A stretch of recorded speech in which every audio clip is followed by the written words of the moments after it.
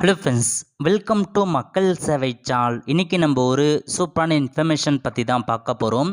அதாவது கலைஞரின் கனவு இல்லம் திட்டம் குறித்து ஒரு முக்கிய அறிவிப்பு வெளியிட்டிருக்காங்க. ஒவ்வொரு மாவட்டத்திலையுமே எவ்வளோ வீடு பார்த்தா ஒதுக்க போகிறாங்க, அதுக்கான ஒரு அறிவிப்பு வெளியிட்டிருக்காங்க. இப்போ இதை பற்றின மொத்த இன்ஃபர்மேஷன் தான் இந்த வீடியோ பார்க்க போகிறோம். இந்த வீடியோ ஸ்கிப் பண்ணாமல் ஃபுல்லாக பாருங்கள். அது மட்டும் அல்ல, இந்த வீடியோ நிறைய பேருக்கு ஷேர் பண்ணுங்க.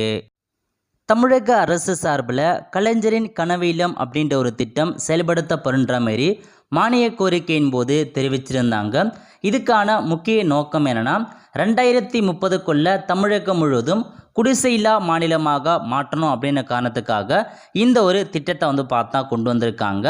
இந்த திட்டத்தின் மூலமாக அடுத்த 6 வருஷத்தில் தமிழகம் முழுவதும் 8 லட்சம் காங்கிரீட் வீடுகள் கட்டித்தரப்படும் சொல்லியிருக்காங்க. அதுவும் இந்த வருஷம் 2024-25ஆம் ஆண்டில் 1 லட்சம் வீடுகள் கட்டித்தரப்படும் சொல்லியிருக்காங்க. ஒரு வீட்டோட மதிப்பீடு 3 லட்ச ரூபா பார்த்தா நிர்ணயம் செஞ்சுருக்காங்க. ஓகே, ஸோ அது மட்டும் இல்லாமல் அதுக்கான அரசாணையை பார்த்தா தமிழக அரசு வெளியிட்டிருந்தாங்க. இந்த இலவச வீடு வழங்கும் திட்டம் யாருக்கு கிடைக்க போகுது, யார் யாரெல்லாம் அப்ளை பண்ணலாம், என்னமான ஸ்கொயர் ஃபீட்டில் இடம் இருக்கணும், அதை குறித்து ஃபுல்லாக பார்த்தா தெரிவிச்சிருந்தாங்க. இந்த கவர்மெண்ட் ஆர்டரை கொடுத்துருக்க எல்லா இன்ஃபர்மேஷனுமே நம்ம சேனலில் வீடியோ போட்டிருக்கோம். ஸோ யார் யார் பார்த்தா எதுக்கு அப்ளை பண்ணலாம், எவ்வளோ இருந்தால் அப்ளை பண்ணலாம், இதை பற்றி பார்த்தா ஃபுல்லாக நம்ம சேனலில் வீடியோ போட்டிருக்கோம். ஸோ அதுக்கான லிங்க்கை நான் டிஸ்கிரிப்ஷன் கொடுத்துட்றேன். அந்த வீடியோ பார்த்து நீங்கள் ஃபுல்லாக இன்ஃபர்மேஷன் நீங்கள் தெரிஞ்சுக்கோங்க. ஓகே, ஸோ இப்போ இந்த வீடு வழங்கும் திட்டம் குறித்து ஒரு முக்கிய அறிவிப்பு வெளியிட்டிருக்காங்க. பாருங்கள், என்னமான அறிவிப்புனா, அதாவது மாவட்ட வாரியாக எவ்வளோ வீடு ஒதுக்க போகிறாங்க அப்படின்றதுக்கான ஒரு லிஸ்ட்டை கொடுத்துருக்காங்க. ஸோ இந்த நிலையில் கலைஞரின் கனவு இல்லம் திட்டத்தின் கீழ் தமிழ்நாடு முழுவதும் 1 லட்சம் பயனாளிகளுக்கு வீடு பார்த்தா கட்டித்தர போகிறாங்க.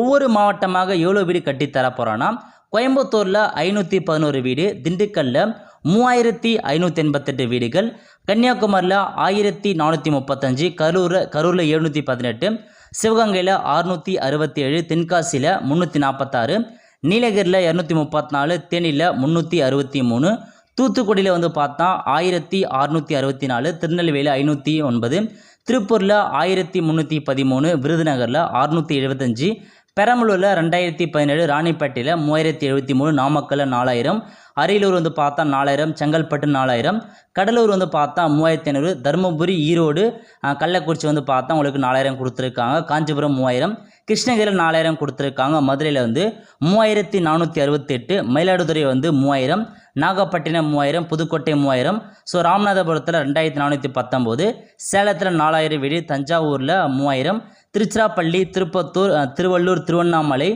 திருவாரூர் இங்கே மாதிரி பார்த்தா 4000 கொடுத்துருக்காங்க, விழுப்புரம் 4000, வேலூர் 4000 கொடுத்துருக்காங்க. ஸோ மொத்தமாக 1 லட்சம் வீடுகளில் ஒவ்வொரு மாவட்டத்துக்கும் எவ்வளோ ஒதுக்குறாங்கன்றத பிரித்து பார்த்தா இந்த பத்திரிகை செய்தியில் வெளியிட்டிருக்காங்க.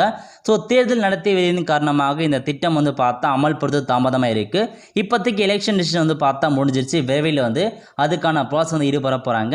அதேமாரி அந்த வீடு வழங்குவதற்கான வீட்டின் வரைபடம் கொடுத்துருக்காங்க. பாருங்கள், ஒவ்வொரு வீடும் எப்படி இருக்க போது அதுக்கான மேப் அலாட்மெண்ட் பண்ணியிருக்காங்க. இந்த மாதிரி தான் உங்களுக்கான வீடு இருக்க போதுன்றத தெளிவாக கொடுத்துட்டாங்க.